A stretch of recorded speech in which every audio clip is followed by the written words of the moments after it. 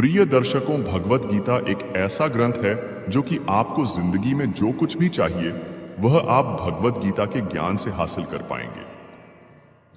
अगर आप इस वीडियो में भगवत गीता की बताई गई बातों को ठीक से सुनकर और समझकर अपने जीवन में उतार दोगे तो आपकी हर इच्छा पूरी होगी, आपका हर दुख दूर होगा, हर मुश्किल आसान हो जाएगी।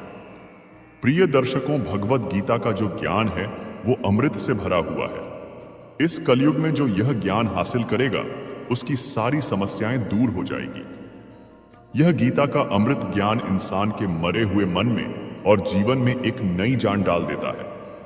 तो दोस्तों, एक बात याद रखना, जो इंसान इन बातों को ध्यान से सुनेगा और यह वीडियो अंत तक देखेगा उसे अपनी हर समस्या का हल मिल ही जाएगा। दोस्तों, सबसे पहले तो आपको एक बहुत ही सुंदर कहानी सुनाता हूं। दोस्तों, कन्नौज में एक दासी पति ब्राह्मण रहता था। उसका नाम अजामिल था। यह अजामिल बड़ा शास्त्रज्ञ था। शील, सदाचार और सद्गुणों का तो यह खजाना ही था। ब्रह्मचारी, विनयी, जितेंद्रिय, सत्यनिष्ठ, मंत्रवेत्ता और पवित्र भी था। इसने गुरु, संत, महात्माओं सबकी सेवा की थी। एक बार अपने पिता के आदेशानुसार वन में गया और वहां से फल फूल, समिधा तथा कुश लेकर घर के लिए लौटा। लौटते समय इसने देखा कि एक व्यक्ति मदिरा पीकर किसी वेश्या के साथ विहार कर रहा है। वेश्या भी शराब पीकर मतवाली हो रही है। अजामिल ने कुछ भी नहीं किया और उन्हें देखने के कारण काम के वश में हो गया। अजामिल ने अपने मन को रोकने की बहुत कोशिश की लेकिन नाकाम रहा। अब यह मन ही मन उसी वेश्या का चिंतन करने लगा और अपने धर्म से विमुख हो गया। अजामिल सुंदर सुंदर वस्त्र, आभूषण आदि वस्तुएं जिनसे वह प्रसन्न होती ले आता।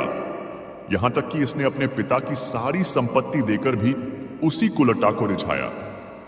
यह ब्राह्मण उसी प्रकार की चेष्टा करता जिससे वह वेश्या प्रसन्न हो। इस वेश्या के चक्कर में इसने अपने कुलीन नव युवती और विवाहिता पत्नी तक का परित्याग कर दिया और उस वेश्या के साथ रहने लगा। इसने बहुत दिनों तक वेश्या के मल समान अपवित्र अन्न से अपना जीवन व्यतीत किया और अपना सारा जीवन ही पापमय कर लिया। वह कुबुद्धि से, न्याय से, अन्याय से, जैसे भी जहां कहीं भी धन मिलता वहीं से उठा लाता। उस वेश्या के बड़े कुटुंब का पालन करने में ही यह व्यस्त रहता। चोरी से, जुए से और धोखाधड़ी से अपने परिवार का पेट भरता था। एक बार कुछ संत इसके गांव में आए। गांव के बाहर संतों ने कुछ लोगों से पूछा कि भैया, किसी ब्राह्मण का घर बताइए, हमें वहां पर रात गुजारनी है। इन लोगों ने संतों के साथ मजाक किया और कहा, संतों, हमारे गांव में तो एक ही श्रेष्ठ ब्राह्मण है जिसका नाम है अजामिल, और इतना बड़ा भगवान का भक्त है कि वह गांव के अंदर नहीं रहता, गांव के बाहर ही रहता है। अब संत जन अजामिल के घर पहुंचे और दरवाजा खटखटाया। भक्त अजामिल, दरवाजा खोलो। जैसे ही अजामिल ने दरवाजा खोला तो संतों के दर्शन करते ही मानो आज अपने पुराने अच्छे कर्म उसे याद आ गए। संतों ने कहा कि भैया, रात बहुत हो गई है, आप हमारे लिए भोजन और सोने का प्रबंध कीजिए। अजामिल ने स्वादिष्ट भोजन तैयार करवाकर संतों को भोजन करवाया। जब अजामिल ने संतों से सोने के लिए कहा तो संत कहते हैं, भैया, हम प्रतिदिन सोने से पहले कीर्तन करते हैं, यदि आपको समस्या न हो तो हम कीर्तन कर लें। अजामिल ने कहा, आप ही का घर है महाराज, जो दिल में आए सो करो। संतों ने सुंदर कीर्तन प्रारंभ किया और उस कीर्तन में अजामिल बैठा। सारी रात कीर्तन चला और अजामिल की आंखों से खूब आंसू गिरे, मानो आज आंखों से आंसू नहीं पाप धुल गए हैं। सारी रात भगवान का नाम लिया। जब सुबह हुई, संत जन चलने लगे तो अजामिल ने कहा, महात्माओं, मुझे क्षमा कर दीजिए, मैं कोई भक्त वक्त नहीं हूं, मैं तो एक महापापी हूं। मैं वेश्या के साथ रहता हूं और मुझे गांव से बाहर निकाल दिया गया है।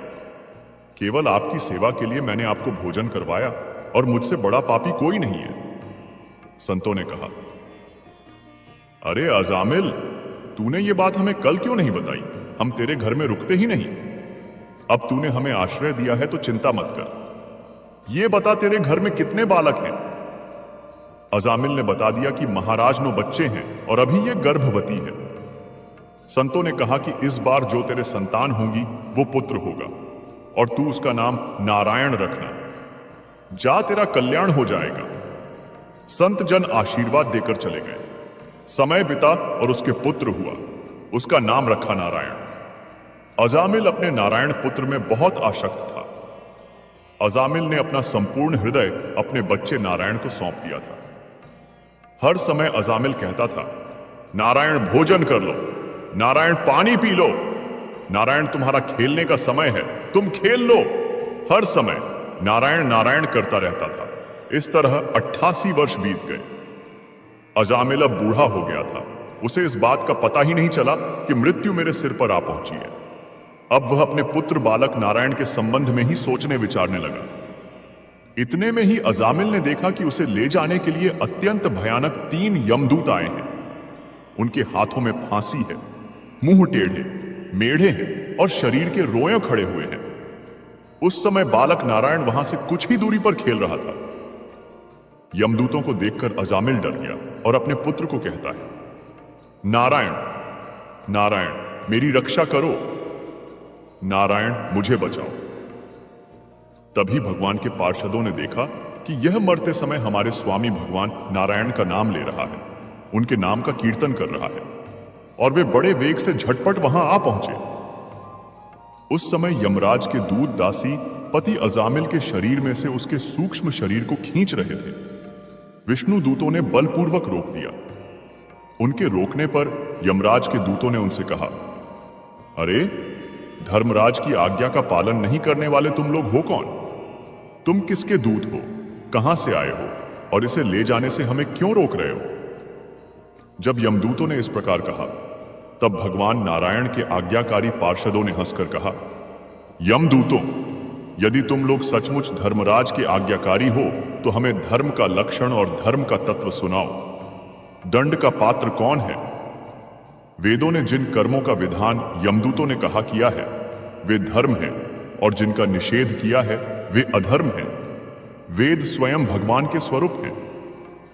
वे उनके स्वाभाविक श्वास, प्रश्वास एवं स्वयं प्रकाश ज्ञान है, ऐसा हमने सुना है। पाप कर्म करने वाले सभी मनुष्य अपने अपने कर्मों के अनुसार दंडनीय होते हैं। यमदूतों, तब भगवान के पार्षदों ने कहा, आश्चर्य और खेद की बात है कि धर्मजों की सभा में अधर्म प्रवेश कर रहा है, क्योंकि वहां निरपराध और अदंडनीय व्यक्तियों को व्यर्थ ही दंड दिया जाता है। यमदूतों, इसने कोटि कोटि जन्मों की पाप राशि का पूरा पूरा प्रायश्चित कर लिया है, क्योंकि इसने विवश होकर ही सही भगवान के परम कल्याणमय मोक्षप्रद नाम का उच्चारण तो किया है। जिस समय इसने नारायण इन 4 अक्षरों का उच्चारण किया, उसी समय केवल उतने